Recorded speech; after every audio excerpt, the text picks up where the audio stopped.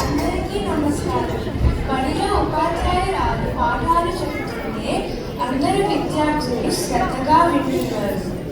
ఇద్దరు విద్యార్థులకు ఒక సందేహం వచ్చింది. అదేంటంటే, ఎవరు గొప్ప, ఏ పని చేసే వాళ్ళు గొప్పవాళ్ళు? రండి, అది తెలుసుకున్నారా లేదో చూద్దాం. గురుర్ బ్రహ్మ గురుర్ విష్ణు. దయచేసి పిల్లలందరూ ప్లీజ్ కూర్చోవాలి. బ్రాంప్టన్ కేంద్ర పిల్లలు ఇప్పుడు ఇంత అద్భుతంగా పర్ఫామ్ చేశారు. మీలాగే వేరే బృందం కూడా ఇక్కడ వేచి ఉన్నారు కదా. గురుర్ విష్ణు దేవో మహేశ్వరః గురుర్ సాక్షాత్ పరబ్రహ్మ తస్మై శ్రీ గురవే నమః. ఇప్పుడు మీరందరికీ ఒక కథ చెప్తా. ఈ కథ పేరు ఐకమత్యమే మహాబలం. అనగనగా ఒక చిన్న ఊర్లో రామయ్య అని ఒక రైతు ఉండేవాడు. అతనికి 4 కుమారులు ఉండేవారు. వాళ్ళు ఎప్పుడు కొట్లాడుకుంటూనే ఉండేవారు. ఎప్పుడు కలిసి ఉండరని రామయ్య బాధపడి ఎప్పుడు వీళ్ళందరూ కలిసి ఉంటారని అనుకుంటూ ఉండేవాడు. అని ఒకరోజు అందరినీ బయటికి పిలిచి అందరికీ ఒక కట్ట ఇచ్చినాడు. అందరినీ ఆ కట్టని విరగొట్టమన్నారు. అందరూ చొప్పంగా విరగొట్టేసినారు. వాళ్ళందరికీ 4 కట్టెలు తీసుకొని కట్టేసి ఇచ్చేసినారు. వాళ్ళు ఎంతైనా బలం పెట్టి చేస్తే ఎవరు విరగొట్టలేరు. మని కింద పడేసి వాళ్ళ నాన్న దిక్కు చూసినారు.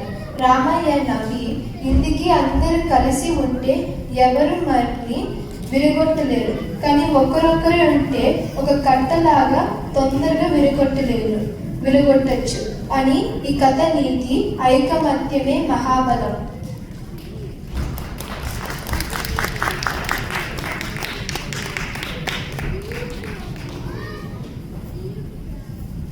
మనస్వి, మనం పెద్దయ్యాక ఏ వృత్తి చేస్తే మంచిది ఎలా తెలుసుకోవాలి?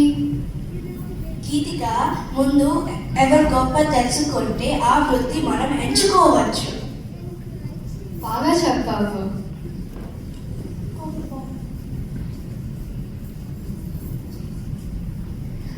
అలా వాళ్ళిద్దరూ బడి నుంచి బయటకి వచ్చారు. అక్కడ ఆట స్థలంలో కొంతమంది విద్యార్థులు క్రికెట్ సాధన చేస్తున్నారు.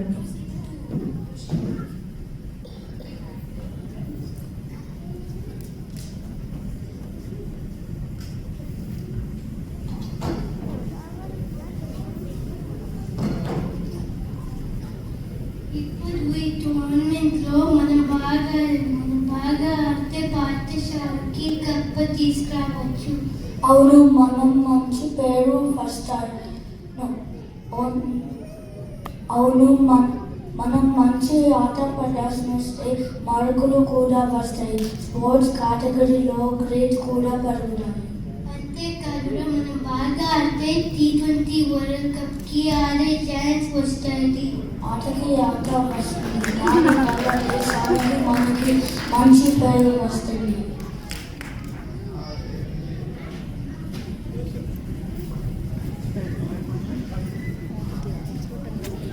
దేశానికి గౌరవం సంపాదించి పథకాల తమ యువతకు ప్రోత్సాహం కల్పిస్తారు.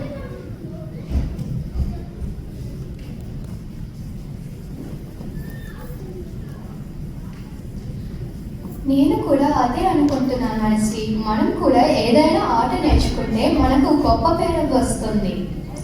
ఆగు, ఆటగాళ్ళు మాత్రమే దేశానికి మంచి పేరు తెస్తారా? వాళ్ళే గొప్ప వాళ్ళ? ఇంకా వేరే వారు లేరంటావా? ఎందుకు లేరు? ఉంటారు. అయితే వారెవరు మరి?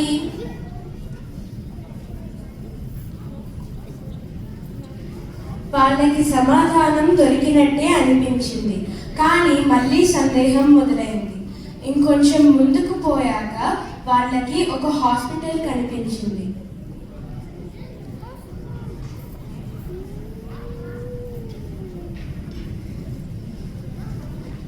వైద్యులు రోగులకు రోగం నయమయ్యేంత వరకు ఎంత కష్టపడి జాగ్రత్తలు తీసుకుంటున్నారో చూడు.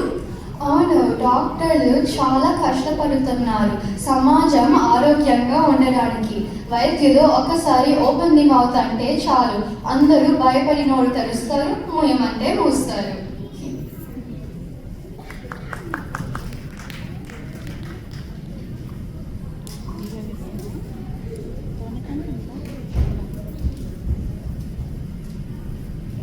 అబ్బబ్బా నొప్పి. డాక్టర్, ఈ పేషెంట్స్ పరిస్థితి కొంచెం సీరియస్గా ఉంది. మనం కొన్ని జాగ్రత్తలు తీసుకొని 24 గంటలు అబ్జర్వేషన్లో పెడితే పరిస్థితి మెరుగుపడే అవకాశం ఉంది. మెడికేషన్ డోస్ని ఒకేసారి పెంచకుండా క్రమంగా పెంచుతూ వెళ్ళడం మంచిదనిపిస్తుంది. ఒకేసారి పెంచితే ఆమె తట్టుకోగలదో లేదో తెలీదు మరి.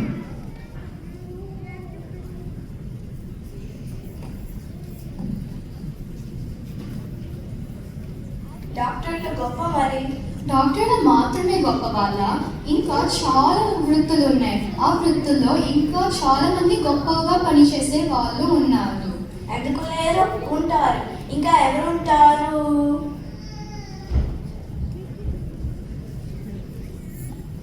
వాళ్ళిద్దరికీ ఒక పరిశోధనశాల కనిపించింది. లోపల శాస్త్రవేత్తలను చూశారు. వాళ్ళు చూసి ఏం తెలుసుకున్నారో ఇప్పుడు చూద్దామా? మనం నిన్న చేసిన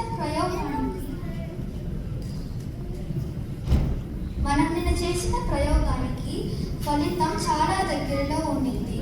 కానీ చివరి క్షణంలో ఏదో ఒకటి మిస్ఫైర్ అయింది. చేతిలో ఉన్న ఫలితం జారిపోయింది. మనము సేమ్ ప్రిన్సిపల్ ఉపయోగించి ఇంతకు ముందు చేసిన ఎక్స్పెరిమెంట్ ఘన విజయం సాధించాము కదా, ఏమైంది అంటారు? అవును, అది నిజమే. ఆ ప్రిన్సిపల్తో చేసిన ఎక్స్పెరిమెంట్కి విజయం అందింది. కానీ అదే ప్రిన్సిపల్ ఇప్పుడు చేస్తున్న ప్రయోగానికి వాడితే అది వర్తించదు. మనం కొన్ని మార్పులు చేశాం, కానీ అవి సరిపోలేదు. ఇంకొన్ని మార్పులు చేయాల్సి ఉంది. Failure are stepping stone to success అని అంటారు కదా. ఇప్పుడు మనం టెంపరేచర్ మరియు గడువుని తగ్గించి చూద్దాం. ఫలితం ఎట్లా మారుతుందో చూద్దాం.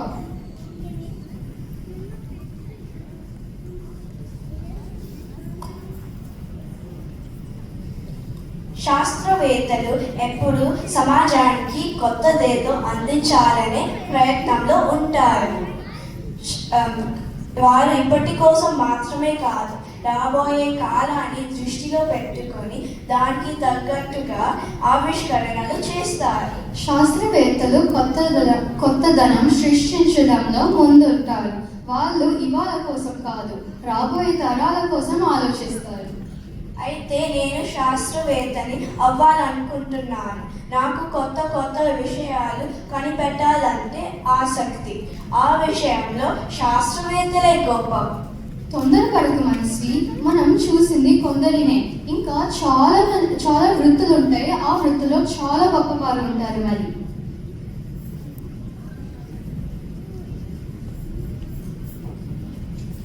వాళ్ళిద్దరూ ఇంకొంచెం ముందుకు వెళ్ళారు. అప్పుడు రక్షక భటులు కనిపించారు.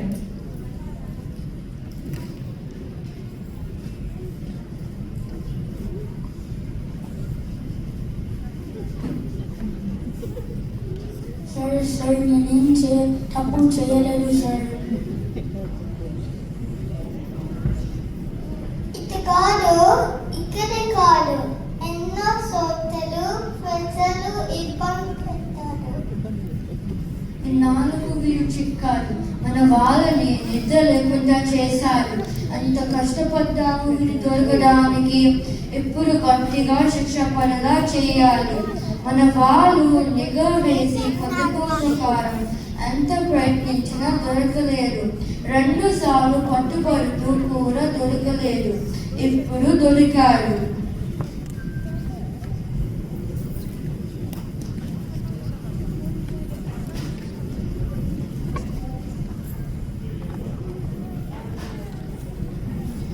రక్షక భటులు లేకపోతే మన సమాజానికి మనకు రక్షణ ఉండేది కాదు. దోపిడీ దొంగలు మనల్ని దోచేసుకొని మనల్ని ప్రశాంతంగా బ్రతకనిచ్చేవారు కారు. అంతేకాదు దుర్మార్గులు, ద్రోహులు, దొంగలు అందరూ రెచ్చిపోకుండా అదుపులో ఉండేలాగా చూస్తారు రక్షక భటులు. చట్టాన్ని సరైన మార్గంలో పెట్టి దోషులకి శిక్ష పడేలా చేసే వారు గొప్పవారా? గొప్పవారే మనస్వి, కానీ ఈ దుర్మార్గులకు ఏ శిక్ష వేయాలో, ఎంత శిక్ష విధించాలో నిర్ణయించే వాళ్ళే కదా నిజంగా గొప్పవాళ్ళు.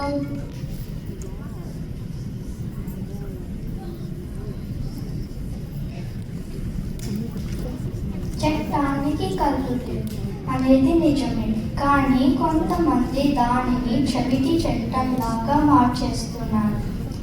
దోషులకు శిక్ష పడేలా ఉన్న చట్టాలను అదే దోషులను విడిపించడానికి వాడుతున్నారు. కొంతమంది తెలియక తప్పు చేస్తారు, కొంతమంది తెలిసి తప్పు చేస్తారు. కానీ చట్టం ముందు తప్పు అంటే తప్పే. తెలిసి చేసినా తెలియక చేసినా ఆ తప్పు ఎందుకు జరిగిందో సరిగ్గా చెప్పలేకపోవడం వల్ల ఏ శిక్ష వేయాలో కూడా అర్థం కావడం లేదు. సాక్ష్యం లేకపోతే మాటలు పనికిరావు, సాక్ష్యం ఉంటే మాటలు అవసరమే ఉండవు.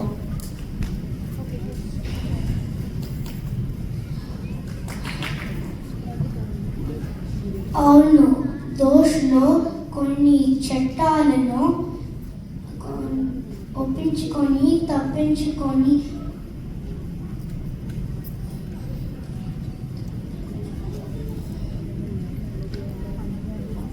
పోతున్నాను.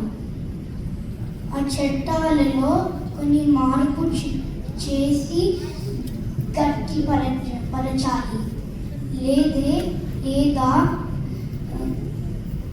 మనుషులకి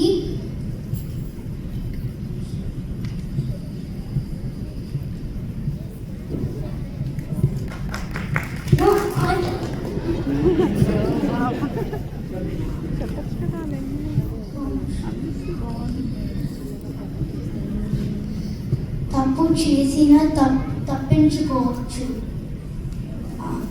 అన్న ధైర్యం పెరుగుతుంది.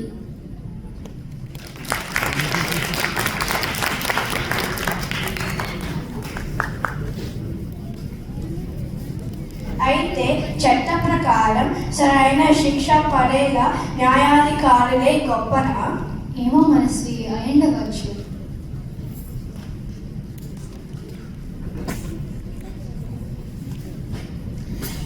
ఇంటికి వెళ్ళే దారిలో వాళ్ళకి సమస్య పెరుగుతూనే ఉంది.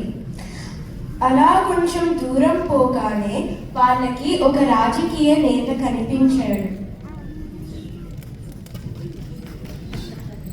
పిల్లలు, ఆడవాళ్ళు, వృద్ధుల రక్షణ కోసం మా ప్రభుత్వం కొత్త చట్టాన్ని తీసుకురాబోతుంది. దానివల్ల ఇంతకుముందు కంటే మరింత రక్షణ కలుగుతోంది. ప్రజలు నిశ్చింతగా జీవించగలరు. వచ్చేసారికి కూడా మా అభివృద్ధి పనులను నమ్మి మాకు ఓటు వేయండి.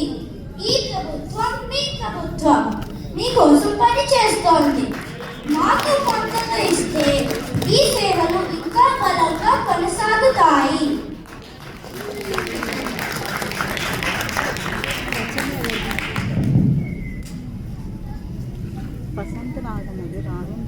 కొత్త చట్టాలు తీసుకువచ్చి వాటిని ఖచ్చితంగా అమలు చేయమని రక్షక భటులకు ఆదేశాలు జారీ చేసే వారే నిజంగా గొప్పవారు. మీరు కాదా గొప్పవారే కావచ్చు, కానీ రాజకీయ నేతల పదవీ కాలం తాత్కాలిక.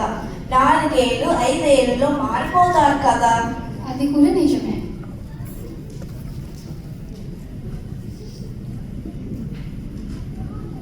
కొంత దూరంలో ఓ రైతు కనిపించాడు.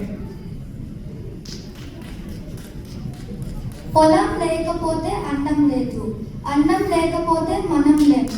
అందుకనే పోషకాలతో ఉన్న ఆహారాన్ని పండించేవాడిని నేను, రైతుని. సమాజానికి ఎప్పుడూ అవసరపడేవాడిని. రాజకీయ నాయకులు మారుతారు, చట్టాలు మారుతారు, కానీ మీ కడుపు నింపే నేను మాత్రం ఎప్పుడు మీకోసం నిలబడే ఉంటాను.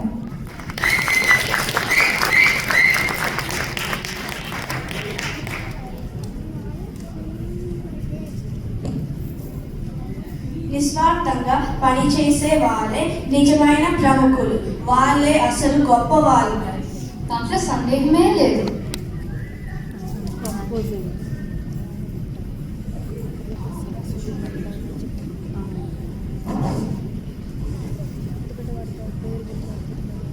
సరైన సమయానికి సరైన నిర్ణయం తీసుకునే వాడే వ్యాపారవేత్త.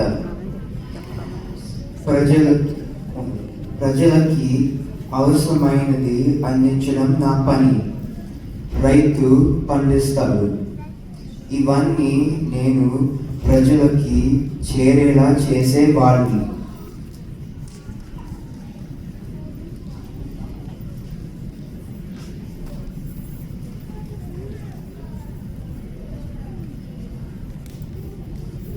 వ్యాపారులు సమాజ సేవ చేసేవాళ్ళే, కానీ వాళ్ళతో పాటు మన దేశ సరిహద్దులను కాపాడేవారు, ప్రజల కోసం ప్రాణాలు పణంగా పెట్టేవారు, ఇలా ఎందరో గొప్పవారు ఉన్నారు కదా.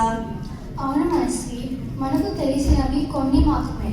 కానీ నిజం చెప్పాలంటే స్కూల్కి వెళ్ళి చదువుకొని హోంవర్క్ చేసి సంగీతం, స్కేటింగ్, స్విమ్మింగ్ లాంటి ఎన్నో ఎక్స్ట్రా కరిక్యులర్ యాక్టివిటీస్ చేస్తూ మనమే కదా నిజమైన గొప్ప వాళ్ళం. మనలాంటి విద్యార్థులే కదా నిజమైన గొప్ప వాళ్ళు. అవును గీతిక, అమ్మకు నచ్చిన కొన్ని నేర్చుకోవాలి, నాన్నకు నచ్చిన కొన్ని నేర్చుకోవాలి, మనకు నచ్చినవి కూడా చేసుకోవాలి. వీటన్నిటిని మనము క్రమము తప్పకుండా చేయాలి. దానికి తోడుగా మనకు ఇష్టం లేనివి కూడా చేయాలి. ఈ హోంవర్క్ యాక్టివిటీస్ మనకు ఎప్పుడు ఉండవు కదా, మనము పెద్దవాళ్ళం అయితే ఇవన్నీ ముగుస్తాయి. ఎవరు గొప్ప అని అనుకుంటుంటే మనమే గొప్ప అనిపించి అలాగా అన్నాను. కానీ నిజం చెప్పాలంటే మనం అనుకున్నంత సులభం కాదు ఇది. అయితే మనం ఏం చేద్దాం? ఇంటికి వెళ్ళి తిని పడుకుందాం, పొద్దున్నే లేచి కొంచెం చదువుకుందాం. అయ్యో, ఈ విషయంలో పూర్తిగా పడిపోయి మర్చిపోయాను.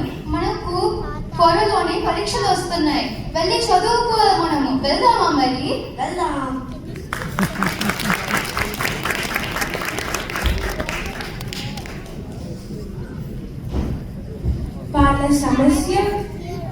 వాళ్ళ సమస్యకి ఏ సమాధానం దొరక్క నిరాశతో ఇంటికి వెళ్ళారు. ఆ మర్నాడు బడికి యథాతథిగా వచ్చారు.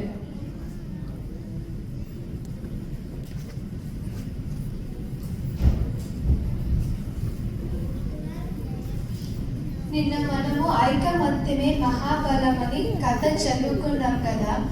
పిల్లలు, మీకేంటిన ప్రశ్నలు ఉన్నాయా? లేకుంటే వేరే పాఠంకి వెళ్దామా? లేవు గురువు గారు. అనేసి మనకు పాఠం చాలా ఆసక్తిగా ఉంది కదా. మనం చాలా విషయాలు నేర్చుకున్నాం ఈరోజు. అవును, చెప్పడం కాకుండా మనకు అర్థమయ్యేలా వివరించి మరీ చెప్పారు. ఎంతైనా గురువు గారి పాఠాలు వినడం నాకు ఎంతో ఇష్టం. గురువు లేని విద్య వ్యర్థం. గురువు గారి పాఠాలు మనకు పనులు ఎలా చేయాలో నేర్పిస్తాయి.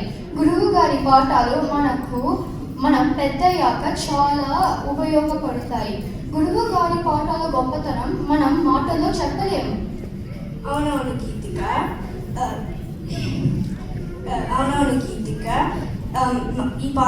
గురుగారి పాఠాలు మనకు వినోదంగా, ఆసక్తిగా, ఎంత పెద్ద పాఠమైనా మనకు అర్థం అయ్యేలా చెబుతున్నారు. అయితే నిజమైన గొప్ప వాళ్ళు గురువు గారు. ఏ వృత్తిలోకి వెళ్ళినా గురువులే మనం ఉన్నత స్థాయికి మార్గం చూసేది. విజయానికి పునాది వేసేది కూడా గురువులే. గురు బ్రహ్మ, గురు విష్ణు, గురుదేవో మహేశ్వరః, గురు సాక్షాత్ పరబ్రహ్మ, తస్మై శ్రీ గురవే నమః అని ఊరికే అన్నాడు కదా మనస్వి. అమ్మయ్య, మన సందేహానికి సమాధానం దొరికినట్టే. అంటే గురువులే నిజమైన గొప్పవారు. వారి బోధనే మన భవిష్యత్తుకి ప్రయోజనం అవుతుంది.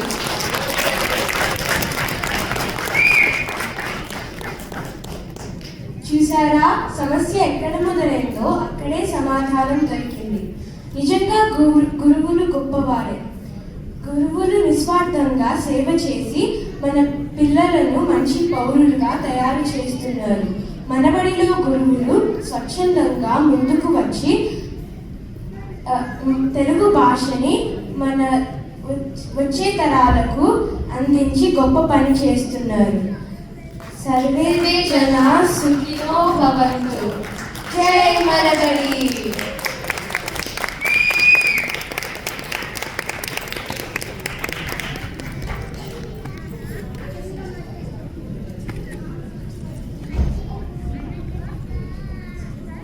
చాలా బాగా చెప్పారు. జనా సుఖినో భవంతు. జై మనబడి. మళ్ళీ ఒకసారి అందరం జై మనబడి. జై మనబడి. చాలా చక్కని సందేశం తీసుకొచ్చారు మీరంతా కలిసి. గురువుగారే నిజంగా గొప్పవాళ్ళు. అండ్ ఏది ఆశించకుండా మనబడికి స్వచ్ఛంగా సేవ చేస్తున్న ఉపాధ్యాయులందరికీ మరొకసారి ధన్యవాదాలు. ఈ పిల్లల తరపు నుంచి, తల్లిదండ్రుల తరపు నుంచి, పెద్దవాళ్ళందరి తరపు నుంచి, మనబడి తరపు నుంచి